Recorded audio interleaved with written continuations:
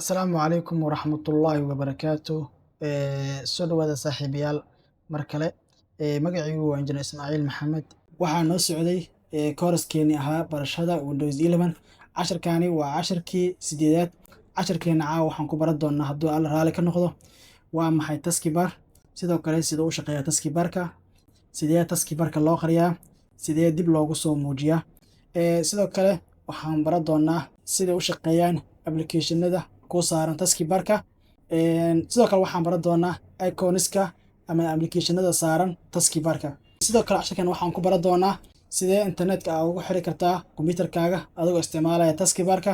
Sidoo kale waxaan casharkeena ku baran doonaa sidee aad ku ogaan kartaa saacadda ama timeka ama waqtiga la joogo adigoo isticmaalaya taskibarka.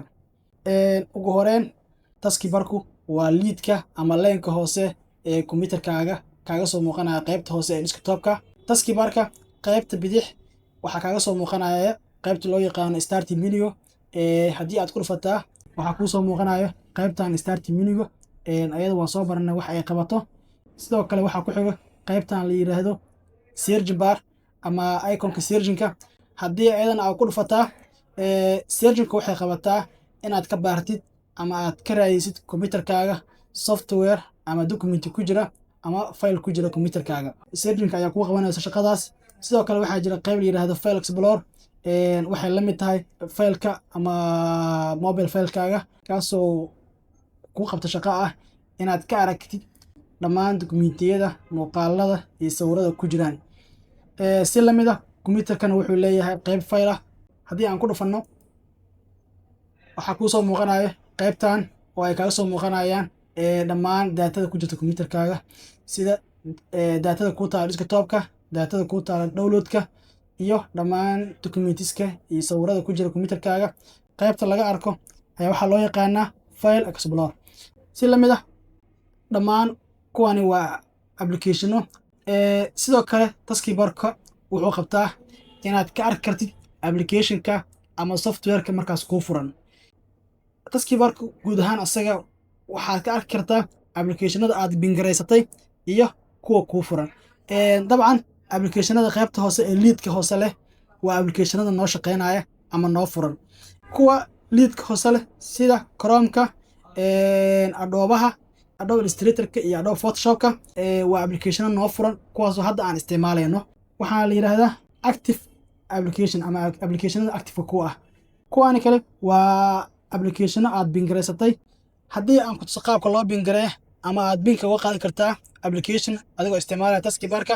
Tusaale, waxaan rabaa inaan bink ka qaado OBS Studio-han. Waxaa leedahay korkiisa waxaa ku leedahay right click, kadib waxaa leedahay unbin.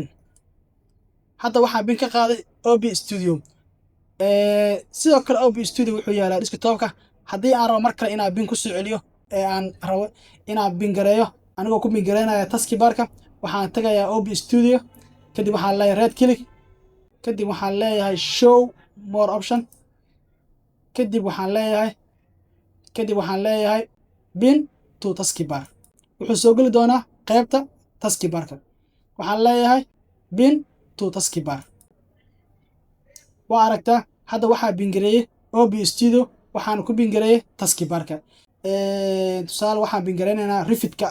Waxaan leenahay right click, kadib waxaan leenahay show more option, kadib waxaan leenahay bin to taskibar. Sidoo kale wuxuu naga soo muuqanayaa taskibarka. Hadda waxaan bingareynay labadan software kuwaasoo noogu jira kombiyuutarkeeda. Sidoo kale taskibarka haddii aan rabno taskibarka dhammaantiis inaan qarino, waxaad kor tagaysaa taskibarka korkiisa, waxaad leedahay right click, kadib waxaad leedahay taskibar setting, waxaad tagaysaa qaybta hoose, waxaad tagaynaa qaybta ay ku qoran tahay taskibar behavior. Waxaan furaynaa falaartan hoose. Haddii aan rabno inaan taskibarka qarino, waxaan jaaga saaraynaa automatic hide taskibar. Waxaan jaaga saarayaa automatic hide taskibar. Hadda waxaan qariyay taskibarka. Waad aragtaa waxaan qariyay taskibarka. Haddii aan rabo inaan dib u soo muujiyo, waxaan jaag ka qaadayaa automatic hide taskibar. waxaad aragtaa inuu dib noogu soo laabtay taskibarka. sidaas ayaa loo qariyaa taskibarka. hadda waxaa qariyay taskibarka waxaana sidoo kale dib u soo muujiyay taskibarka. waxaan baranay taskibarka waxyaaba qeybaha ku kooban yahay sida starting menu. sidoo kale taskibarka waxyaabaha uu qabto waxaa ka mid ah qaybta internetka iyo codka. si aad u kontrolsho kombiyuutarkaaga codkiisa ama internetkiisa waxaa jira qayb kale oo laga maamulo taskibarka. haddii aan furno qaybtan hoose waxaa kuu soo muuqanaya qaybtii codka aad ka gaabin lahayd ama aad ka dheereen lahayd kombiyuutarkaaga. haddii aan codka gaabino waxaan isticmaalaynaa qaybtan hoose, waxaan isticmaalaynaa liidkan hoose, codka ayaan gaabinaynaa. haddii aan rabno inaan dheereyno waa dheereynaynaa, haddii aan rabno inaan gaabinano waa gaabinaynaa. qaybtan kale waxaa kaga soo muuqanayo qaybta calaamadda internetka. qaybtan waxaa kaga soo muuqanaya qaybta codka, waana qaybta codka laga gaabiyo ama laga dheereeyo. dabcan haddii aad rabto inaad codka xirtid waxaad ku dhufanaysaa qaybta muudka. qaybtan kale waxaa kaga muuqanaya qaybta internetka. dabcan haddii aad rabto inaad kombiyuutarkaaga internet ku xirta waxaad furaysaa qaybtan faleerta. kadib waxaa halkan kaaga soo muuqanaya dhammaan internetyada la heli karo. midka aad rabto ayaad ku xiranaysaa. ani hadda waxaa igu xiran baraka electronics. internetka aad rabto ayaad halkan ka raadinaysaa. si lamid ah qaybtan waxaa ku jira qaybta bluetoothka. sidoo kale haddii aad rabto inaad bluetooth ku xirto kombiyuutarkaaga waxaad furaysaa qaybta bluetoothka. sidoo kale haddii aad rabto inaad gaabiso iftiinka kombiyuutarkaaga waxaad ka gaabinaysaa qaybtan hoose.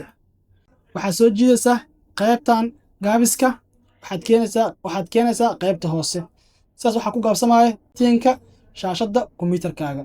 sidoo kale haddii aad rabto inaad ogaato waqtiga ama timeka la maraayo adoo isticmaalaya kombiyuutarkaaga weliba qaybta taskibarka waxaad tegaysaa qaybta koonarka ee midig, waxaad furaysaa qaybtan geeska ah. kadib waxaad furaysaa qaybta faleertan yarta ah. waxaa kuu soo muuqanayo taariikhda sanadka la joogo, sanadka iyo bisha iyo taariikhda la maraayo. sidoo kale qaybtan geeska waxaad kaga soo muuqanaya sanadka, bisha iyo saacadda la maraayo. sidoo kale waxaan baranay guud ahaan taskibarka sida uu shaqeeyo. sidoo kale waxaan baranay starting menu. sidoo kale waxaan baranay sidii application ku jira kombiyuutarkaaga aad u bingaray kartaa. sidoo kale aad binka uga qaadi kartaa. sidoo kale waxaan baranay sida kombiyuutarkan internet loogu xiro. sidoo kale waxaan baranay sida loo gaabiyo codka kombiyuutarkaaga.